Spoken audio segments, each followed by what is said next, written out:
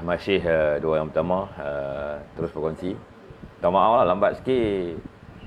Ramai sangat kawan-kawan buat live. Jadi kita ke belakang sikit lah. Tak apa. Kan? Bagi yang lain buat dulu. Jadi tadi tengok adalah kawan-kawan kita lah kawan-kawan kita lah, bukan orang lain lah. Teruskan perkongsian Tuan. Tuan Pablo first, thank you. Appreciate. Terima kasih. Dengar cerita di rumah Menteri ramai orang. Ada kenduri kot. Dengar cerita lah. Wallahualam lah. Okey tuan, teruskan perkongsian. Semoga tuan-tuan kita malam ini mendapat lebih ramai rakyat bersama kita. Alhamdulillah, sedia maklum, titah tuanku yang mana tidak ada lah emergency ataupun darurat dikuatkuasakan di negara kita. Alhamdulillah lah. Dan dalam perkara ni bukan soal politik, soal rakyat lah. Sebab tu kita amat berbangga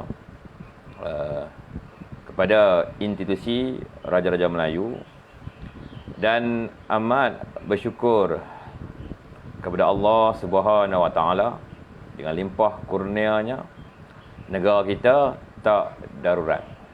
Sebab kita fikir rakyat, kita tak fikir Muhyiddin ataupun Anwar Ibrahim, kita fikir rakyat. Muhyiddin cuma satu orang, Anwar cuma satu orang, tapi rakyatnya berjuta-juta orang. Sudah maklumlah, macam kita cerita setiap malam lah, implikasi darurat tu. Kalau dalam negara-negara demokrasi, maka ia dipanggil undang-undang tentera. Definisi darurat lah bagi saya lah. Bagi negara-negara demokrasi, ia dipanggil undang-undang tentera. Tak kira lah darurat pentadbiran ke, darurat ekonomi ke, darurat perang saudara ke, darurat apa pun, dia tetap dipanggil undang-undang tentera. Kita faham macam itulah. Saya sebagai veteran ATM pun memang selalu berfikir macam itulah. Sebab darurat vs demokrasi. Kalau demokrasi menang, bermakna masih ada hak asasi, masih ada kebebasan bersuara. Kalau kata demokrasi kalah, darurat menang, bermakna kita panggil dia undang-undang tentera. Biasa tuan-tuan lah. Masa saya ambil kursus undang-undang tentera, disebut Akta 77 Malaysia. Kalau kata dia kata, setahu saya lah, saya punya lecturer kata dulu, masa aman ni undang-undang tentera ni kecil, macam ujung kuku je. Cuma anggota je dan tertakluk. Tetapi kalau darurat, undang-undang kita ni menjadi sangat besar. Dia kata tu, polis pun kena duduk di bawah angkatan tentera. Maritim pun kena duduk di bawah angkatan tentera. Maksudnya, sebab tu orang kata kalau darurat tu kebiasaan orang kata di negara demokrasi undang-undang tentera. Okey, saudara-saudari yang dimuliakan Allah Subhanahu Wa Taala. Oh, siapa ni nak bercakap pasal undang-undang tentera? Saya memang boleh bercakap tentang undang-undang tentera sebab saya ada kos 2 tahun saya ambil undang-undang tentera. Jadi itu memang bidang saya. Sekarang ni saya sambung belajar, ambil bidang lain lah, tapi rahsia lah. Tak boleh cerita, bahaya tuan-tuan, bagi habis dululah. Susah sangat, tapi tak apalah. Yang penting orang Kedah kata mengaji itu jihad, bekerja itu jihad, berjuang itu juga jihad. Dia menuntut pengorbanan yang besar. Tak semestinya umur 20 tahun kena mengaji. Umur yang 40 tahun, 60 tahun, 80 tahun, waimah 100 tahun pun kalau masih hidup kena mengaji. Kalau tengok di negara-negara barat sana, kadang-kadang kat universiti dia orang ni ada orang tua-tua, umur 80, umur 70, laki bini pergi belajar. Kan? Nampak tak? Kenapa? Tak tahulah sebab apa kan? Okey tuan-tuan. Sabar tahu? Tak tahulah. Saya bukan ahli nujum. Kan? Saya bukan ahli nujum, bukan tukar ramal. Kita tak bermain dengan andaian lah. Cuma kita menggunakan frame of reference. Dia ada cara dia. Frame of reference. Maksudnya kita melalui perkara tu. Walaupun tak sampai masa, kita boleh lalui dia. Kalau tukar ramal ni lain. Ramal saya jangka ada kejutan. Ada kejutan. Itu tukar ramal. Kita bukan tukar ramal. Macam kes darurat ni, kita tak meramal apa akan berlaku berakyat. Tapi kita dah melalui. Kita punya frame of reference kita. Kita dah rasa dah. Yang pertama, kita kena tahu. Kita punya tulang belakang ekonomi kita kat mana? Tulang belakang ekonomi kita dekat stock market gitu, BSKL tu. Itu tulang belakang dia. Itu tulang belakang dia. Kalau darurat, automatik kita punya tulang belakang ni, stock market kita akan jam tau. Jam. Bila jam, apa akan jadi? Rakyat banyak menabung kat mana? ESB. PNB tu. Lagi apa lagi? KWSP. Lagi umat Islam banyak simpan duit kat mana? Tabung haji. Tidak? Dan yang lain-lain. Jadi macam PNB, tabung haji, khazanah nasional, dan lain-lain ni banyak merupakan yang terpenting dalam BSKL kita. Kalau BSKL jatuh, apa akan jadi? ESB tak akan mampu bayar dividen kepada kita. Tabung haji tidak akan mampu bayar dividen kepada kita. Bila kita tak dapat dividen, kita pun terdesak sebab ramai ketika itu akan hilang pekerjaan. Jadi kita dah tak dapat dividen, kita akan keluarkan simpanan kita tu. Akhirnya orang Melayu lah yang paling rugi sebenarnya. Itu ceritanya. Dan bila kata istana tidak memperkenankan usul Perdana Menteri, alhamdulillah lah. Alhamdulillah, ini satu kemenangan yang besar kepada seluruh rakyat Malaysia lah. Kerana kita bersama-sama lah, bersatu padu, berjaya menyelamatkan kedaulatan negara, menyelamatkan rakyat dan negara kita lah. Dan terima kasihlah kepada pemimpin seperti Yang Mulia Tengku Razali yang begitu berani untuk menegakkan kebenaran kepada rakyat. Contohnya kenyataan beliau semalam. Dia kata, saya Tengku Razali, mantan Menteri Kewangan, mantan Menteri Industri sekian-sekian, mantan Chairman Bank Dunia, World Bank, mantan Chairman apa tu lagi apa tu lupalah satu lagi lupa saya garanti kalau darurat diteruskan, maka ekonomi kita akan hancur sehancur-hancurnya. Tengku Razali itu ahli ekonomi satu-satu anak Melayu yang pernah diangkat sebagai chairman World Bank. Belum ada lagi mana-mana anak Melayu yang pernah diangkat sebagai chairman World Bank kecuali Yang Mulia Tengku Razali. Jadi kenyataan Tengku Razali semalam tu bukan kenyataan yang main-main. Dia menaruhkan semua. Dia beritahu dia ahli ekonomi. Mantan chairman World Bank, mantan Menteri Kewangan, mantan Menteri Perdagangan sebagainya. Dia kata kalau buat darurat, ekonomi hancur. Bila ekonomi hancur, apa implikasi dia? Implikasinya kepada siapa? Bila stok market jatuh, bukan hanya duit kita akan habis, dividen tak dapat, peluang pekerjaan tak ada lagi. Yang ada peluang pekerjaan akan hilang pekerjaan sebab stok market jatuh. Itu tulang belakang kita, tuan-tuan. Tulang belakang kita. Okey, tuan-tuan. Jadi kita ucapkan terima kasih sekali lagi kepada Istana Negara kerana memilih kami rakyat. Memilih kamilah rakyat. IMF. Terima kasih tuan ya.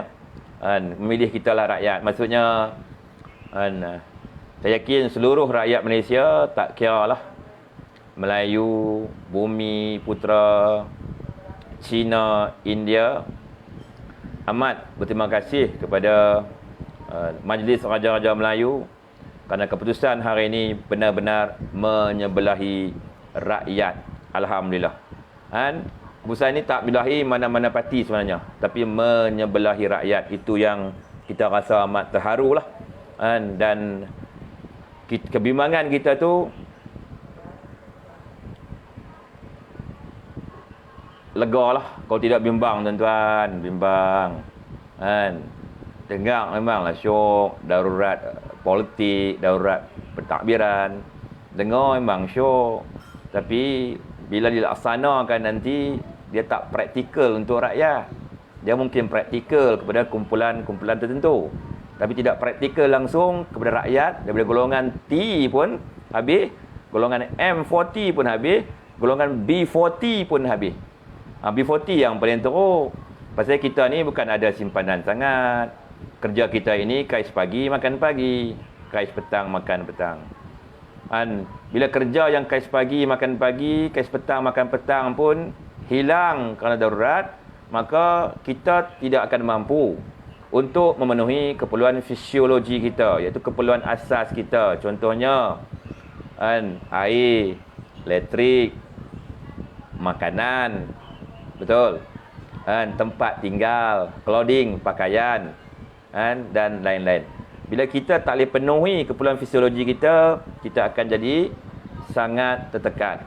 Tuan-tuan, dengan main-main tuan-tuan, antara seks dengan makan, mana penting lagi? Saya tanya tuan-tuan. Antara seks dengan makanan, mana penting lagi? Makanan penting lagi tuan-tuan. Minuman penting lagi. Kalau tak buat seks, tak ada apa tuan-tuan. Tapi kalau tak makan, tak minum, apa akan jadi kepada kita? Kita akan mati. Dan kita tak mau mati. Dan kita akan buat apa saja untuk meneruskan hidup. Dan kita masa tu tak peduli dah keselamatan diri kita. COVID-19 ke, darurat ke, polis ke, tentera, kita tak peduli lagi masa tu. Sebab tu sebelum menjadi macam tu, alhamdulillah kita ucapkan terima kasih sekali lagi kepada pihak Istana Negara.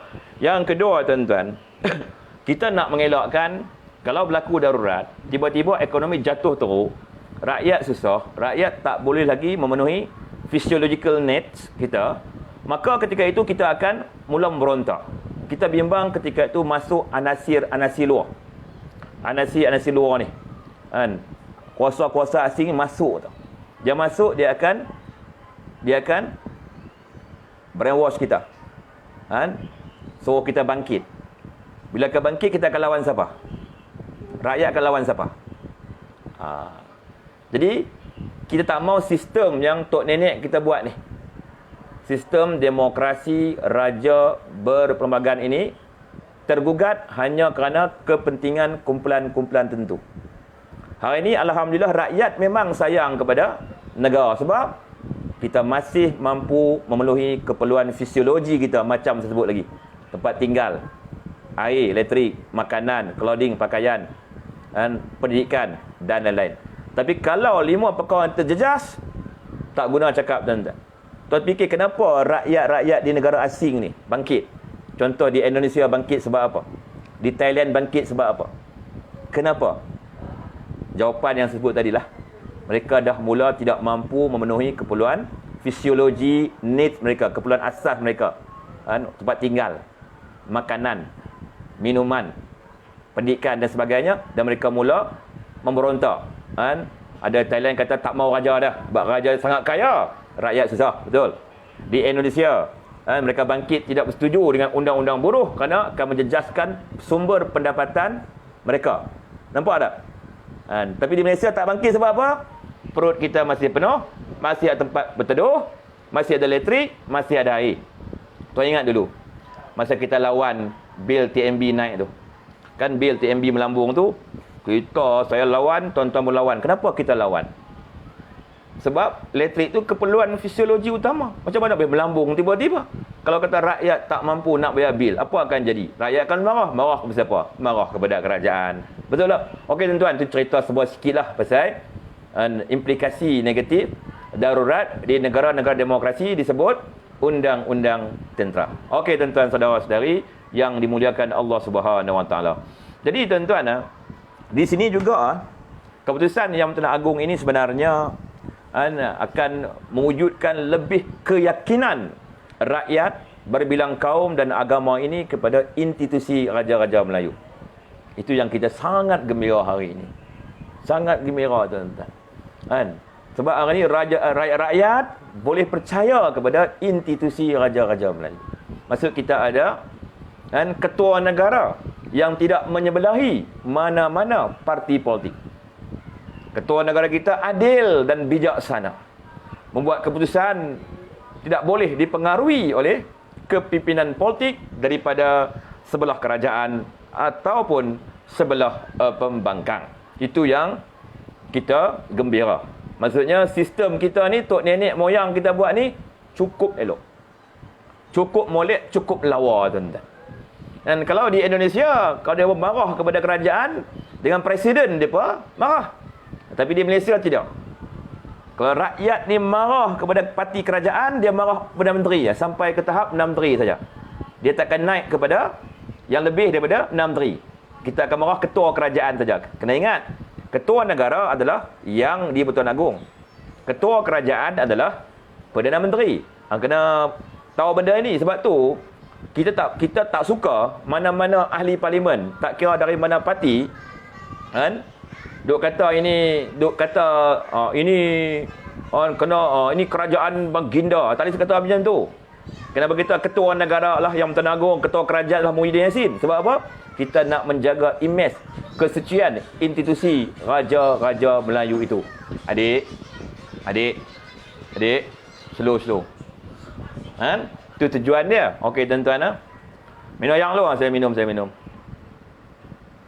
Terima kasihlah kepada tuan-tuan yang banyak menyokong live kita pada malam-malam sebelum ni lah. Teruk jugalah. Ramai juga upahan sebetul-betul ni hantam saya.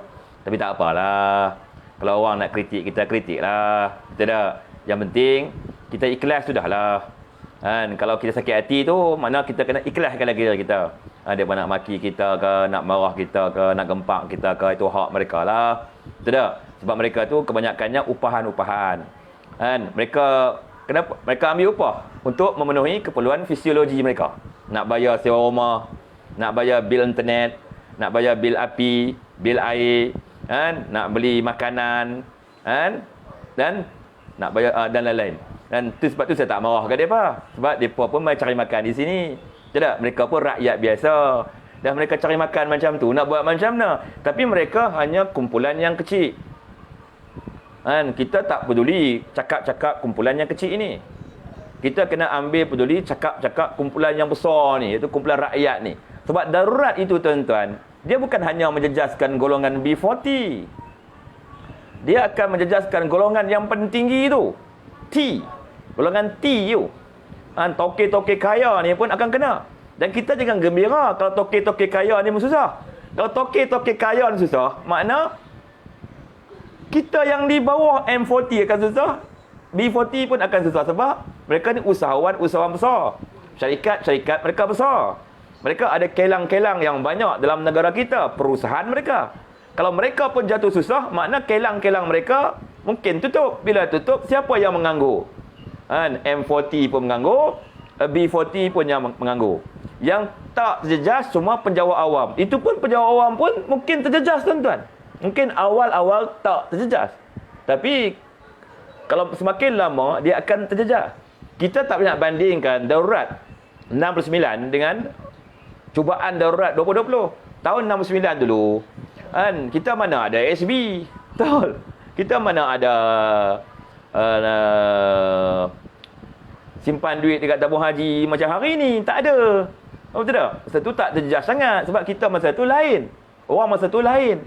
Dan ketika itu perlu. Sebab ancaman subversif komunis. Dan ada perang saudara. Perang saudara ni maksud dia pergaduhan kaum. Sebab bagi perang saudara di, contohnya di apa-apa negara lah kan, negara biru ke negara merah kan, disebut perang saudara sebab pergaduhan sesama kaum, so perang saudara. Itu maksud perang saudara. Okey tuan, ada tak apa soalan tuan? Ya, Ahmad Sabri, hakikatnya suara tuan didengari sampai istana, mesej jelas untuk kepentingan rakyat. Istana taklah, saya tak mahulah kata suara saya dengar sampai istana. Kan yang Tuan Agong pun tengok Facebook, yang Tuan Agong kena tidur ikut masa. Tidak, kita jangan bandingkan raja-raja Melayu orang kita, tak boleh. Mereka kena tidur ikut masa, bangun ikut masa sebab mereka perlukan kecergasan yang cukup. Bila fizikal tu cergas, jadi akal fikiran ni akan jadi luar biasa. Jadi keputusan yang dibuat tu akan apa? Akan tepatlah. Kan? Jangan ikut orang politik. Orang politik ni dia tidur lambat-lambat. Kan? Menteri kita mungkin tidur pukul 5. Tidak, ahli-ahli mungkin tidur lewat sikit, 5.30. Tidak, Menteri Perikanan mungkin tidur pukul 3 pagi. Dia tidur lambat. Bila tidur lambat, dia tidur tak cukup. Bila bangun ni, tak cukup tidur. Di keputusan-keputusan tu kadang-kadangnya bercampur aduk, maka diusulkan nak darurat negara kita. Semua orang terkejut. Orang akademik terkejut. Orang kampung terkejut. Nelayan terkejut. Engineer terkejut. AR arkitek terkejut. Technician terkejut. Saya pun terkejut. Tuan dan puan pun terkejut. Pakat-pakat semua terkejut tuan-tuan. Pasal apa? Tidak ada angin, tidak ada ribut. Tiba-tiba Menteri mencadangkan darurat. Tapi sebenarnya bila usul kerajaan nak darurat ni tidak mendapat berkenan istana, bermaksud benda ni tamparan yang hebatlah kepada pihak kerajaan. Kita harap pihak kerajaan bertenang, teruskan perjuangan. Masalah bukan untuk kita tak boleh lari dari masalah. Kita kena menghadapi masalah itu. Macam tak lama lagi ada bajet dalam Dewan Rakyat. Jadi kita harap berpakatlah mereka untuk meluluskan bajet itu. Bajet itu untuk negara, untuk gaji pejabat awam, untuk bajet kementerian-kementerian, untuk rakyat dan sebagainya lah. Kita harap luluslah bajet tu. Walaupun dikabarkan, saya dapat berita tadi daripada radio-radio, ada radio profesional, ada radio amatur, ada radio rakyat. Dia orang ada send signal maklumat. Titit kan. Dia berkata ramai orang kat rumah Tan Sri Yasin. Kok ada kenori, kok ada orang selamat ke apa, saya fikir macam tu lah, be positif lah. Okey tuan. Ya, memang ada meeting ramai. Betul tak? Rosli Consultant. Ada meeting apa malam ni di rumah PM, dah ada yang viral kan. Yalah, saya pun dapat signal macam tu lah. Tapi saya tak tahu lah meeting apa, tapi saya fikir positif lah. Mungkin ada doa kenuri, doa selamat kot. Itulah. Nak pergi buat apa rumah Menteri malam selain doa selamat. Itu je lah. Okey tuan. Ya, junjung kasih bukan terima kasih. Ya, junjung kasih ni orang hebat-hebat, dia menjunjung kasih, bahasa tinggi-tinggi. Tapi kita rakyat biasa ni, kita terima kasih lah. Cukup lah. Tapi kalau orang hebat-hebat ni, dia sebut junjung kasih kan. Dia ada adat dia, betul lah. Tapi kita orang bawah ni tuan-tuan, faham-faham lah. Orang bawah ni, dia punya survival hidup dia hebat tuan-tuan. Bukan senang tuan-tuan. Tuan tengok satu peniaga buah tepi jalan. Susah tak dia? Tekanan tak dia? Dia kena beli buah dengan orang lain. Di kebun-kebun orang ataupun ambil dengan pembekal buah. Bila dia bawa ambil stok, kalau ambil sikit sangat, takut orang tak berhenti sebab tak menarik. Kita nak beli buah, kita tengok buah banyak, betul tak? Bertimbun baru kita nak main beli kan. Itu sikap kita dalam memang sikap mana-mana orang lah. Marketing tu kena banyak barang lah. Atas meja orang baru orang ada nak main beli, betul tak? Dia kalau dia ambil kurang, takut orang tak beli.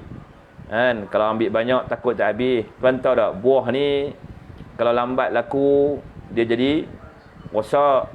Bila kulit Contoh buah rambutan, kalau kecut saja kulit dia, walaupun isi dia masih mantap, manis, melentin, orang Kedah kata, orang tak beli dah. Kan? Dia kena bayangkan. Susah tak susahnya perjuangan orang bawah ni bekerja, tuan-tuan. Orang berniaga pasar malam. Bukan senang tu. Kadang-kadang nak cari gaji pun susah. Nak cari gaji pun susah. Musim-musim COVID-19 ni, silap langkah kiri, makan modal minyak generator. Minyak generator kurang-kurang RM5 berapa jam nak pasang generator, betul tak? Lepas tu kena bayar kita punya subordinat kerja kita orang ni kurang-kurang pun nak lah RM30. Dia pun ada bini juga kan, dia pun ada rumah sewa nak dibayar, bil air, bil elektrik yang nak dibayar, dia pun nak beli makanan dan susu anak dia, keperluan fisiologi dia. Jadi kadang-kadang toke-toke pasar malam ni belendang ayak mata lah. Tambah-tambah nak main musim hujan ni, nak berniaga macam mana lah mereka. Tapi tak apalah. Yang penting jangan darurat lah. Kalau darurat ni tuan-tuan, rakyat pun takut nak keluar rumah. Betul tak? Rakyat pun mula berjimat cermat. Bila rakyat ni sebagai buyer terbesar ni berjimat cermat, maka ramailah peniaga-peniaga yang akan bankrupt. Ramailah pekerja-pekerja yang akan dibuang kerja. Jangan main tuan-tuan. Benda ni serius tuan-tuan. Sebab tu saya lawan tuan-tuan. Sebab apa? Lawan untuk rakyat. Kan? Saya tulis kat kertas ni macam ni tuan-tuan. Saya tulis macam ni tau. Muhyiddin rakyat. Saya nak pilih Muhyiddin ke nak pilih rakyat? Saya fikir, saya potong nama Muhyiddin, saya pilih rakyat tuan-tuan. Sebab tu saya tak sokong. Benda tu saya cakap berterang-terang, saya tak ada nak pelesir. Benda kalau saya rasa patut saya tak setuju, saya kata tak setuju je. Kalau saya rasa setuju, saya kata setuju je. Dan saya tak peduli kritikan daripada yang tak setuju dengan saya. Sebab saya kena jadi diri saya sendiri. Kita tak boleh hidup dalam kepura-puraan. Kita harus jujur dengan diri kita sendiri. Dan soal perjuangan ni jangan ada konflik kepentingan yang banyak. Ada masa perlu kita buat keputusan yang terbaik lah. Rakyat lah yang penting. Tidak, demokrasi maksudnya rakyat. Darurat tu bukan maksudnya rakyat lagi, maksudnya undang-undang tentera. Itu yang saya faham lah. Kalau sebagai bekas seorang anggota tentera, saya faham macam tu. Demokrasi itu untuk rakyat. Darurat itu untuk undang-undang tentera. Itu contoh tuan-tuan. Ada persoalan lagi tuan-tuan? Ya, Ahmad Ruzaini beri sokongan untuk kerajaan tangani masalah sekarang. Ya, memang kita bagi sokongan yang padu untuk kerajaan tangani penularan wabak COVID-19. Tapi kita kena rujuk balik kepada statistik data dia. Ni yang kat Sabah tu yang banyak-banyak tu kluster mana? Kluster dalam penjara. Kita tak tengok kat TV3. Yang banyak penjara kena PKP. Banyak quarters penjara kena PKP. Jadi sebenarnya untuk menyelesaikan masalah penularan wabak dalam penjara ini, kita kena tukar Menteri Dalam Negeri. Sebab Menteri Dalam Negeri kita ini tidak menjaga penjara dengan baik. Sampai kadang-kadang tilam pun tak cukup. Cadar pun tak cukup. Kipas angin pun tak cukup. Sampai Ustaz kita, Abid Liu, terpaksa menyumbang untuk memenuhi keperluan di penjara-penjara kita. Jadi, dia punya formula dia senang saja, tukar menteri. Ganti orang lain. Yang lebih yang boleh fokus kepada memutuskan rangkaian COVID-19 dalam penjara-penjara di seluruh negara kita. Itu cerita dia. Sebab apa? Walaupun banduan-banduan ini tidak bercampur dengan orang civilian, orang awam, tapi realitinya kita ada petugas-petugas penjara macam warden, tukang masak, kerani dan sebagainya dalam penjara. Mereka ini tentulah dekat dengan banduan-banduan ini. Tentu kena buka pintu sel, dah pegang dah sel. Betul tak? Jadi bila employees dekat penjara ni terkena COVID-19, tentulah mereka akan menjagati orang awam. Itu cerita dia. Jadi nak settle masalah peningkatan COVID-19 di penjara-penjara adalah menukar Menteri Dalam Negeri. Itu saja. Sebab dia tak perform lah, dia tak mampu nak handle dia punya kementerian. Minta maaf lah kepada Datuk Seri Hamzah Hamidin lah. Minta maaf banyak lah. Kita kena ganti orang yang lebih serius dalam menguruskan Kementerian Dalam Negeri. Itu cerita dia. Minta maaf, cakap benda betul.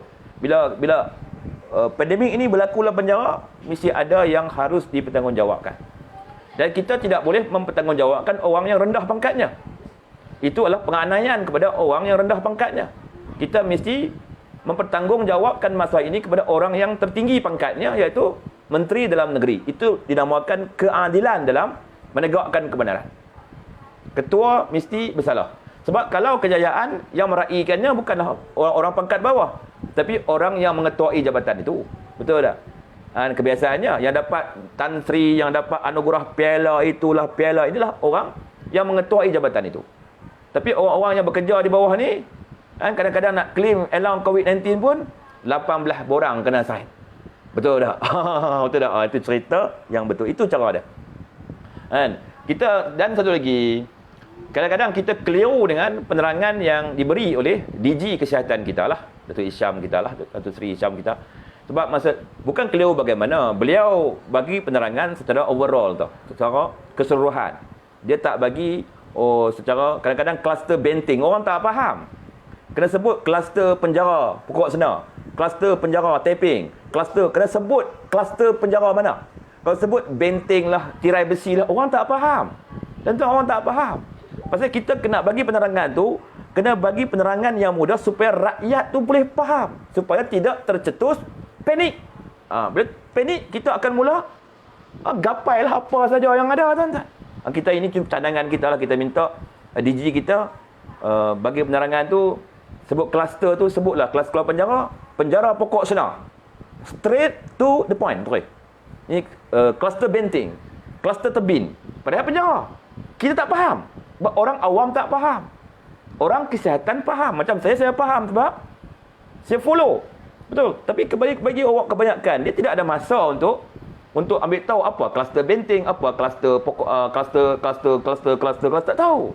Jadi itu yang diperbaikilah, maksudnya komunikasi itu kena lebih mudah difahami oleh rakyat jelata, supaya tak timbul persepsi kekeliruan sampai kita fikir yang beribu-ribu dijangkiti hari ini adalah orang awam. Apa-apanya banduan-banduan di penjara dan employees jabatan penjara. Betul tak? Okey, tuan-tuan. Ini cerita, dan maksudnya kita kena itu, dan ini bukan kita mengkritik, mengaibkan, tidak. Kita nak buat penambahbaikan. Kalau kita buat kesilapan, kita betulkan, tapi kita tak buat perubahan, kesilapan akan berulang.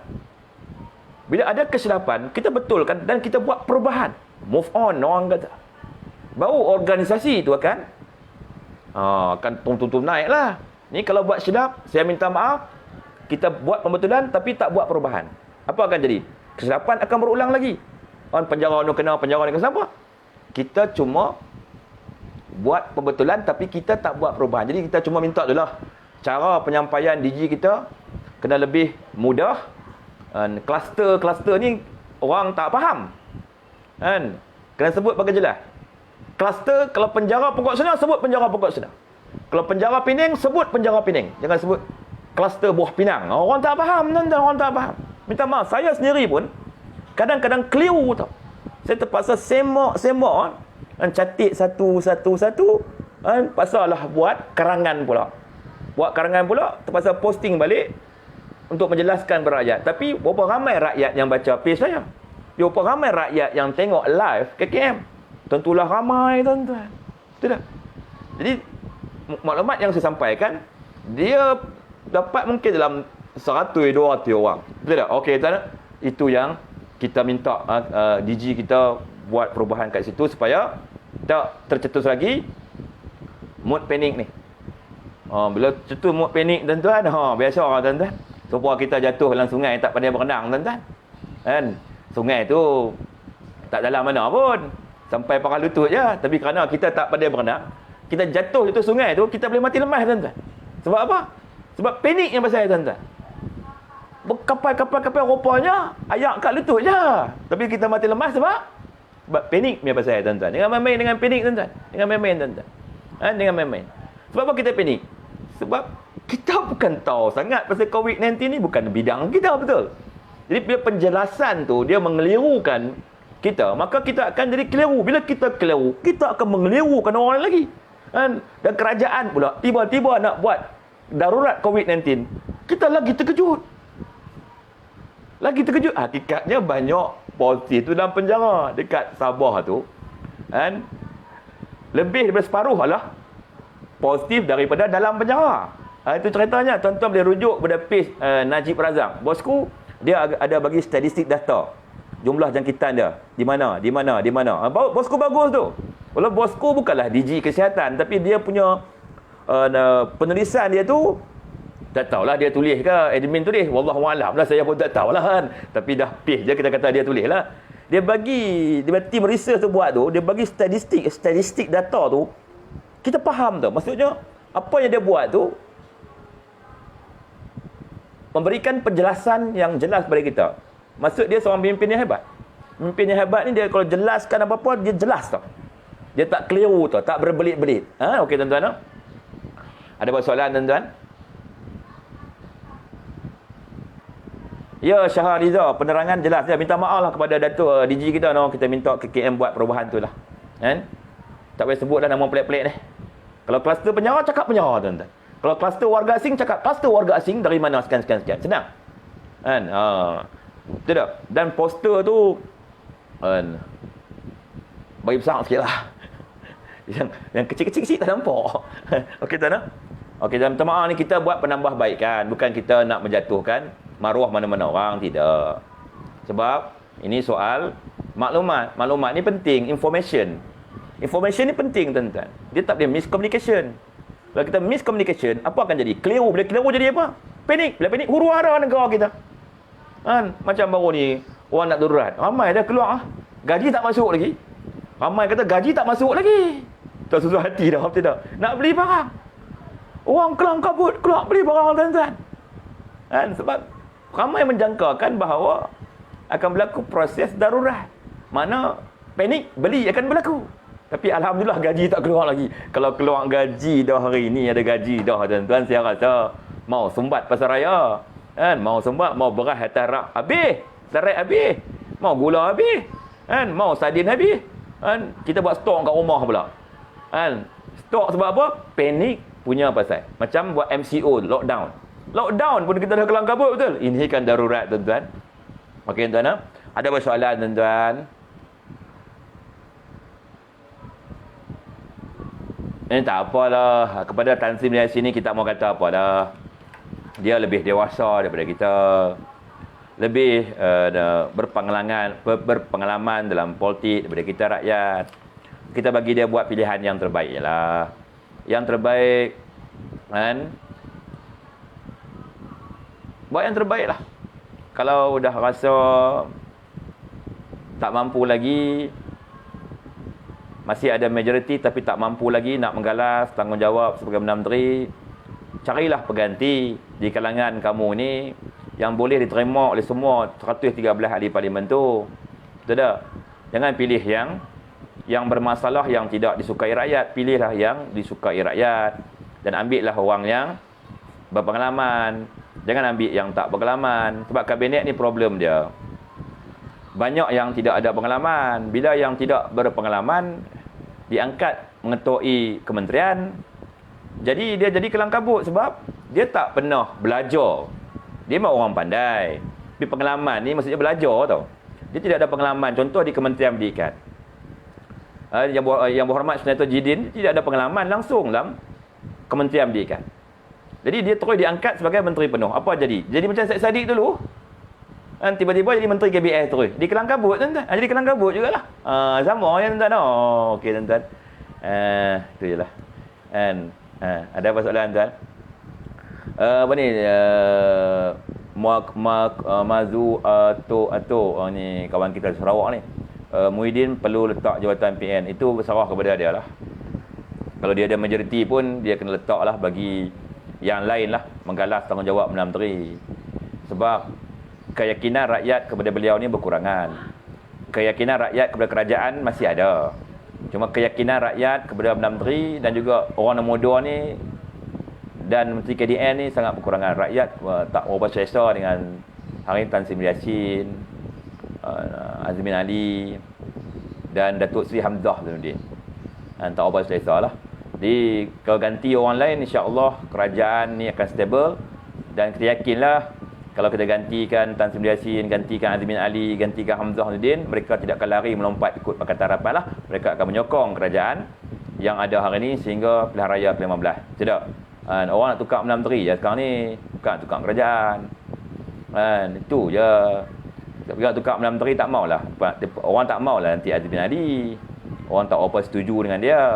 Tidak, bisa cari orang lain, kalau boleh tu orang yang berpengalaman dalam politik, orang yang tidak ada kes mahkamah dan disukai oleh semua golongan masyarakat.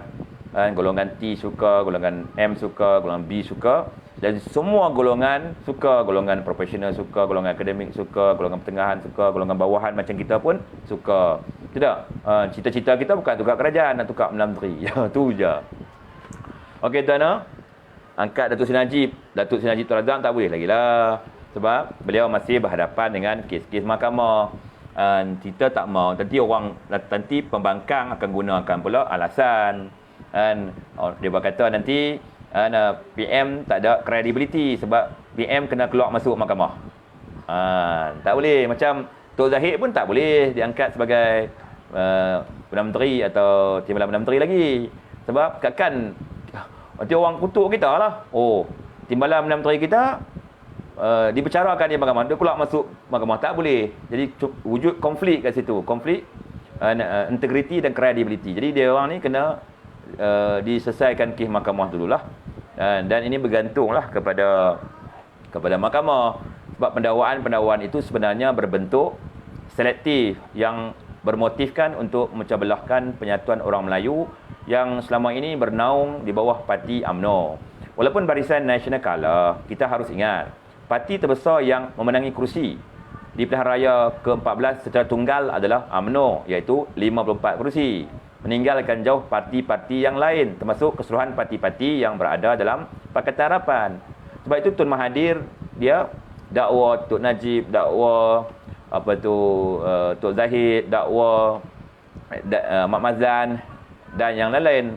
Apa motifnya? Nak memecah belahkan orang Melayu yang bernaung di bawah UMNO, supaya undi orang Melayu berpecah belah, sokongan orang Melayu berpecah belah, maka bolehlah Tun Mahathir mengekalkan kuasa. Cuma biasalah, kalau kita naik itu melalui jalan fitnah, tipu daya dan muslihat, tentulah kita akan jatuh. Dan akhirnya Tun Mahathir jatuh, terjelepuk.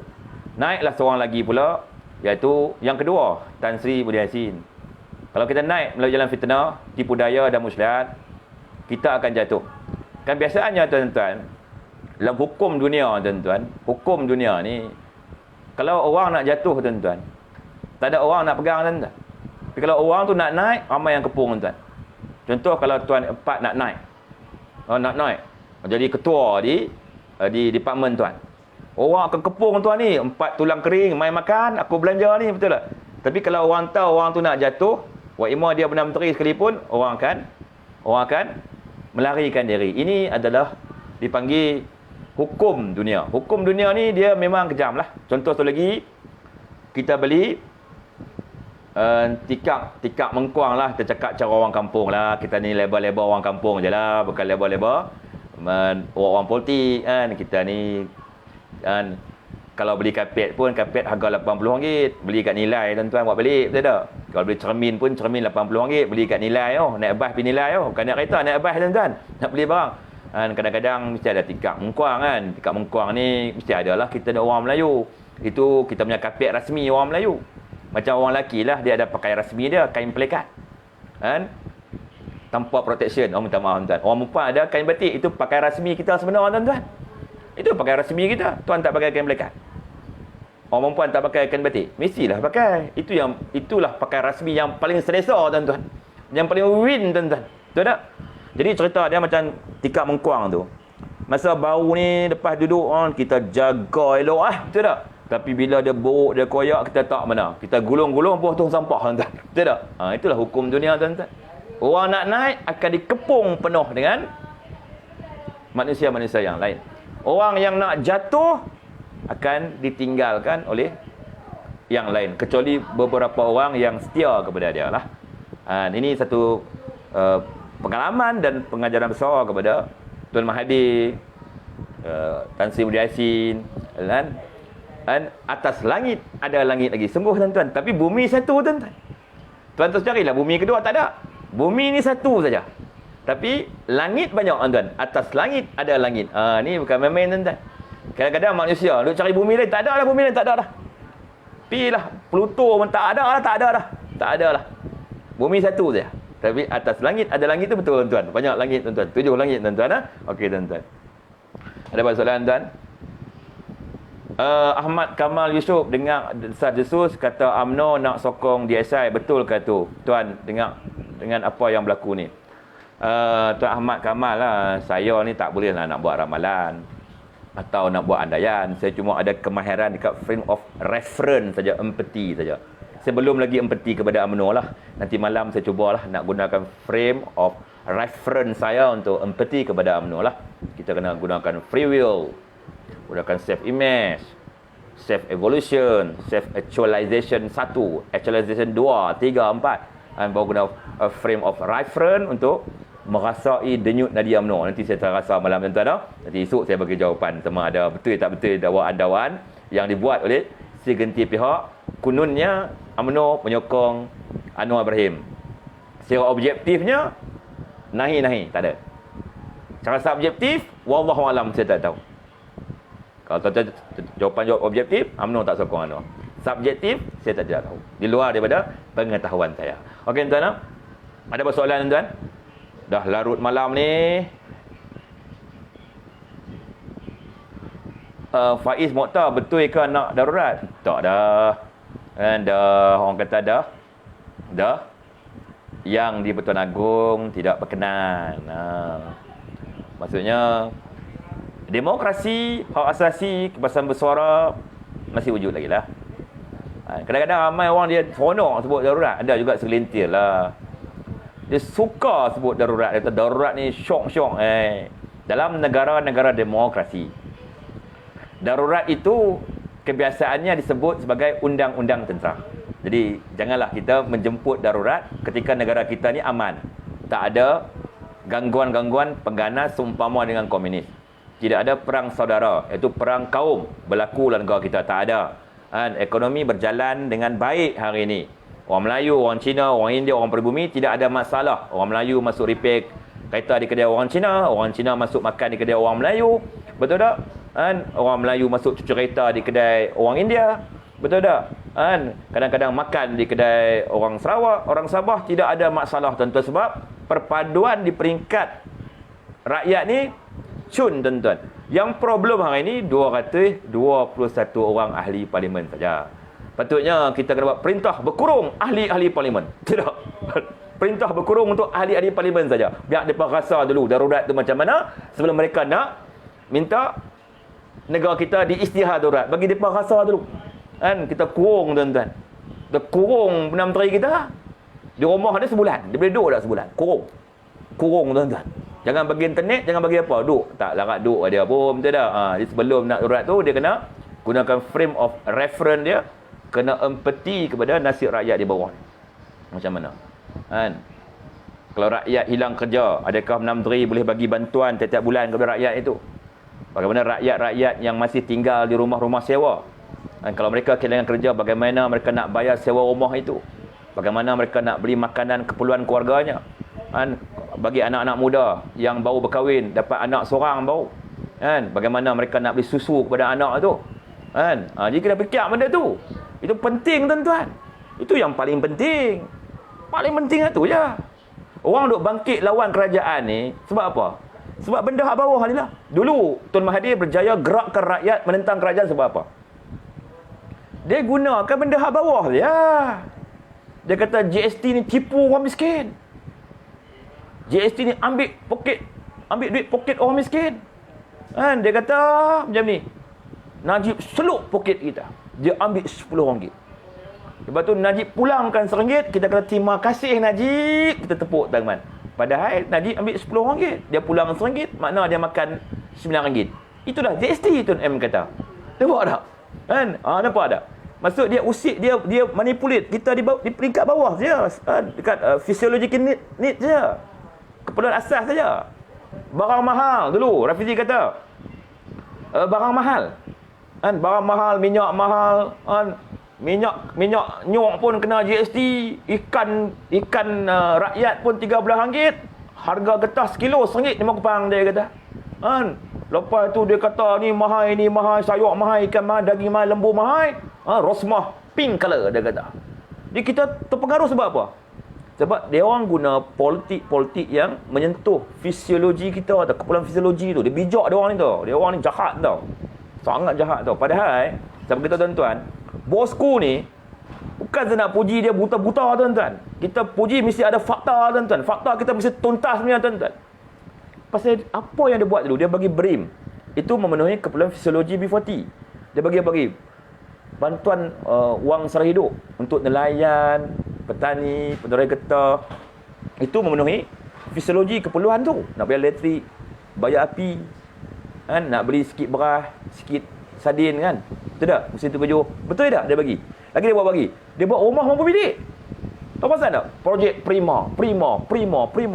Mampu bilik. Kenapa dia buat begitu? Apa tujuannya? Memenuhi keperluan fisiologi. Sebab tempat tinggal ni merupakan keperluan fisiologi tempat teduh. Kan? Apa dia buat lagi? Kan? Dia naikkan gaji minima. 900. Apa tujuannya? Itu keperluan fisiologi. Gaji kita. Bila gaji kita naik, kita boleh memenuhi keperluan fisiologi kita. Kan? Lagi apa lagi? Orang kata, Najib cash is king. Kenapa bagi cash money? Mahdi kata, tuan, takkan Najib ni, dia punya frame of reference dia, power sampai dia tahu, Ismi B40, Ismi nak, tak ada katil, saya akan beri katil dekat Ismi. Takkanlah sampai tahap dewa dia punya frame of reference dia. Tentu tahap-tahap, tahap bangsawan sajalah, betul tak? Jadi dia bagi cash money kat kita. Kalau rumah kita tak tilam, kita belilah tilam. Kalau tayar kereta kita botak, tukarlah tayar. Kalau anak kita kasut sekolah terkoyak, kita belilah kasut sekolah. Maksudnya disebut free will. Najib bagi free will ke kita tau. Duit tu free will, kebebasan untuk kita. Untuk kita beli apa? Disebut free will dalam fisiologi need. Itu cerita dia. Dia bagi kebebasan kepada kita. Tapi Mahdi kata, cash is king nak beli undi. Jahat tak Mahdi ni? Jahat tak? Jahat. Dia tuan-tuan, bila dia berkuasa, apa dia buat kepada golongan miskin dan golongan B40? Dia suruh kita ikat perut. Inilah pemimpin yang sangat jahat. Inilah pemimpin yang betul-betul tidak bertanggungjawab, tuan-tuan, dan tidak bermoral, tuan-tuan. Dia gerakkan kebangkitan rakyat bawahan menentang Najib. Dia hasut anak-anak muda membenci kepada Najib. Dia janji dengan anak muda 1 juta peluang pekerjaan. Dan bila dia berkuasa, dia hentikan bantuan RM100 kepada anak-anak kita yang bersekolah. Dia hentikan voucher kepada mahasiswa. Dia tak tangguhkan pembayaran PTPTN. Keluar you terus kena bayar. Kalau zaman Najib 3 bulan baru start bayar. Tuan-tuan, betul lagi apa lagi? Dia hentikan allowance nelayan sungai 200 bulan. Kesian mak bapak kita, adik-beradik kita yang selama itu tangkap udang, tangkap ikan haruan dan sebagainya. Nak bayar dulu hasil tangkapan boleh buat makan. Betul? Dapat allowance 200 bulan boleh bayar elektrik, bayar ayak, boleh beli beras. Betul tak? Nampak tak? Jadi kita kena sedar, tuan-tuan. Hari ni kita orang-orang bawah ni lah selalu dimanipulit oleh orang politik yang jahat, tuan-tuan.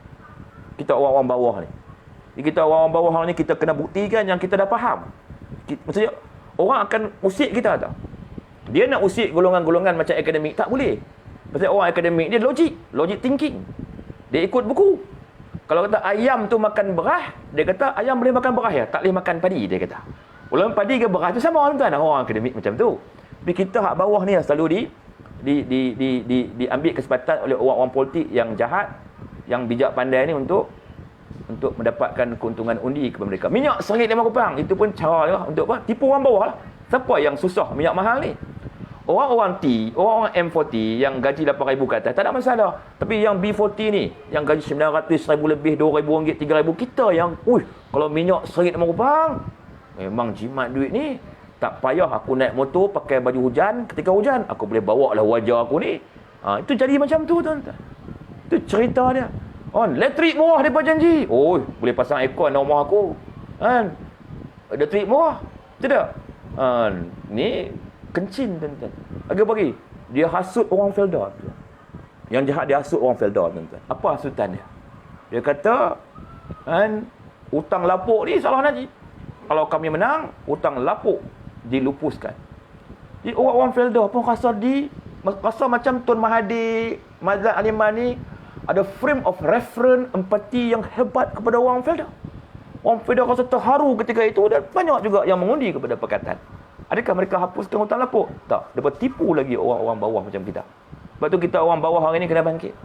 Kita buktikan orang bawah ni tak boleh lagi dipermainkan oleh orang politik yang jahat. Kenapa baru 2-3 hari kita bangkit lawan darurat? Kenapa saya duk lawan darurat tuan-tuan? Sebab apa? Saya berjuang untuk orang bawah ni lah. Sebab mereka ni duk manipulate orang bawah juga. Yang nak susah lagi adalah orang bawah. Jadi saya buatlah kertas ni macam saya kata tadi.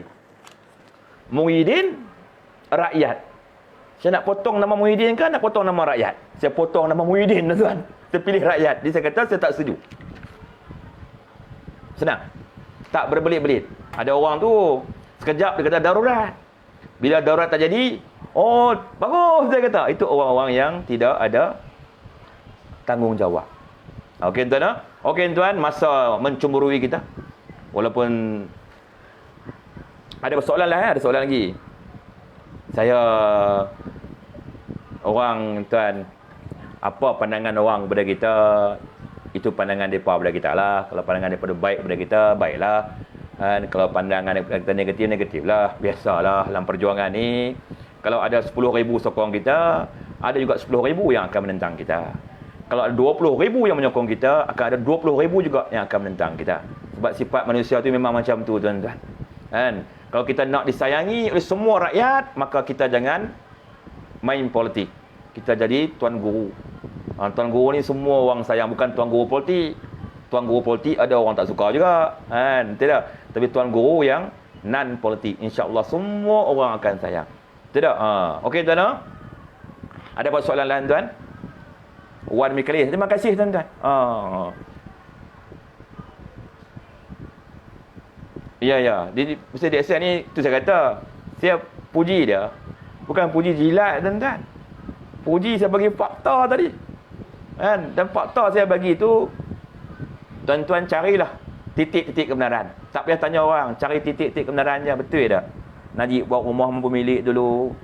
Nak tolong golongan-golongan B40 memenuhi keperluan fisiologi. Najib bagi BRIM. Kan? Najib bagi bantuan rakyat tu Malaysia. Lagi apa lagi? Driver teksi Najib bagi 4 biji tayar. 4 biji tayar tu keperluan fisiologi tau. Driver teksi dia cari makan dengan teksi dia. Dia Najib permudahkan dengan beli tayar. 4 biji tahan setahun tuan-tuan. Lepas tu bagi pula kad minyak 800, betul tak? Berim-berim lah, tidak? Tidak. Lagi apa lagi? Tuan bandingkan pula dengan kerajaan Pakatan Harapan buat.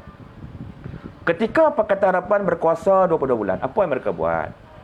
Mereka batalkan projek-projek rumah mampu milik prima yang telah diluluskan oleh Najib Razak. Saya sedih masa tu. Dia kata gamuknya Tun Mahathir dan Zuraidah batalkan projek-projek prima. Rumah-rumah ni rumah mampu milik untuk golongan-golongan miskin memiliki rumah. Tergamak mereka buat begini. Saya sedih masa tu. Lepas tu, mereka hentikan projek Pan Borneo. Dia kata, ya Allah, jahatnya. Pan Borneo ni adalah keperluan fisiologi di negeri Sabah. Bagaimana ekonomi nak bangkit. Sebab ekonomi, kalau bercakap soal ekonomi, yang pertama lah connectivity. Penghubung dia kena ada. Bila tidak ada jalan, tidak adalah ekonomi tuan-tuan. Sebab tu jalan tu penting. Sebab tu dulu, masa kita jajah, dia buat landasan kereta api maut lah. Landasan kereta api lah. Untuk apa? Untuk ekonomi lah. Ekonomi bagi British, bagi Jepun. Betul tak? Jadi kalau Najib buat Pan Borneo dekat Sabah, apa tujuan? Ekonomi untuk siapa? Ekonomi untuk rakyat Sabah. Baru akan berlaku perubahan. Sebab tu Najib sebut transformasi. Macam saya dulu, yang belajar elektronik ni, kita tak terkejut sangat. Sebab transformasi ni maksudnya transformer. Transformer tu adalah dalam bahasa Melayu pengubah. Transformer. Kita tengok kata transformer tak? Kereta berubah jadi robot. Itu transformer. Transformer ni adalah dia ubah. Maksudnya, budaya-budaya ekonomi lama yang dibuat oleh pemimpin 6 menteri sebelum ni, dia ubah kepada yang lebih hebat tau. Yang lebih hebat tuan-tuan. Tanpa merosakkan sistem. Tak rosak sistem. Kan? Maksudnya tak terjejahnya hak istimewa orang Melayu, tak terjejahnya perniagaan orang Cina, orang India, kan? Mana semua golongan dapat manfaat. Dan yang paling hebat yang tuan-tuan kena tahu hari ini, stock market tu, KLCI apa? BSKL tu. BSKL tu zaman Najib yang tertinggi dan terpanjang di dunia. Apa maksudnya?